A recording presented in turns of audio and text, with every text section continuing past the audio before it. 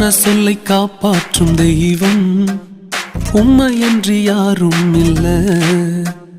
முடிந்ததில் துவக்கத்தை பார்க்கும் உங்களுக்கு ஈடே இல்ல. சொன்ன சொல்லை காப்பாற்றும் தெய்வம் உம்மையன்றி யாரும் இல்ல.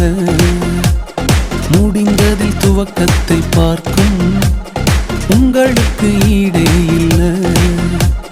நீர் சொல்லி அமராத புயல் ஒன்றை பார்த்ததில்லை.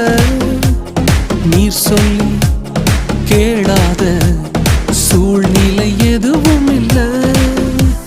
ஆராதனை